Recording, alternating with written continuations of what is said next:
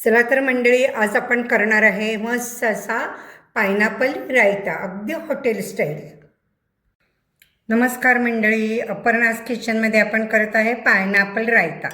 बघा, हॉटेलचा पायनॅपल रायता सगळ्यांना आवडतो, खूप छान होतो.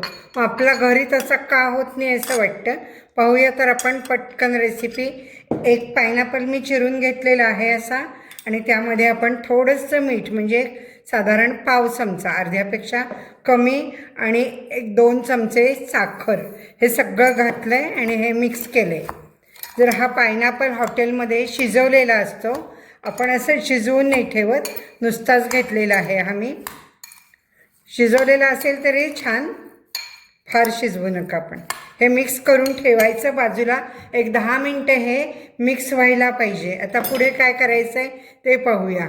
आपण लगेच इथे ही छोटी मी चाळण घेतली आहे. घट्ट दही घ्यायचं. दही मुख्य आपलं चांगलं पाहिजे, गोड पाहिजे, ताजं पाहिजे आणि स्मूथ व्हायला पाहिजे. दह्यावर सगळी टेस्ट आपली अवलंबून आहे.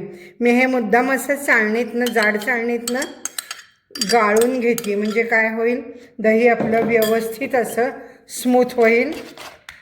चक्का घेतला तरी चालेल. हे बघा, असं घट्ट दही हे पडतं आहे आणि सॉफ्ट होते. आपण रवीनेही करणारच आहे. असं जास्त क्वांटिटी असेल तर तुम्हाला हे सोपं पडेल.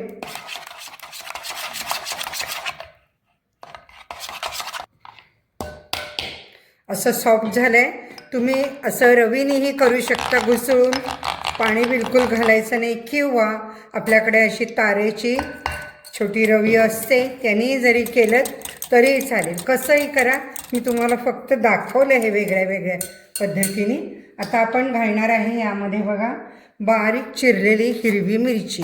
इथे तुम्ही चिली फ्लेक्स घालू शकता. त्यानंतर कोथिंबीर, चाट मसाला, अर्धा चमचा चाट मसाला, जास्तही घालायचा नाही.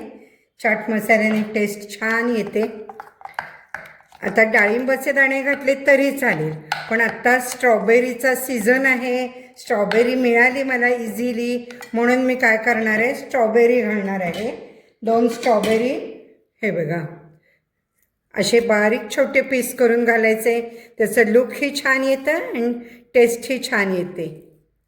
अशा छोट्या मोठ्या मस्त रेसिपीजसाठी पाहत रहा अपर्णास किचन किंवा अपर्णा पेंडुरकर रेसिपी.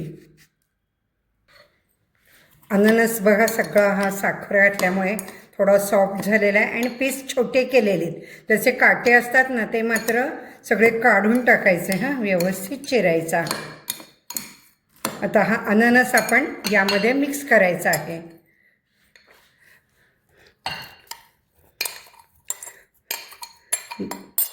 साधारण आपल्याला अर्धा लिटर दही एका मोठ्या अननसासाठी लागतं. त्या प्रमाणामध्ये मग ते छान होतं, आणि 5 मिनटं मुरून दिलं तर मस्त. बघा, अशी आपली ही पायनॅपल रायता रेसिपी पटकन होणारी तयार झालेली आहे.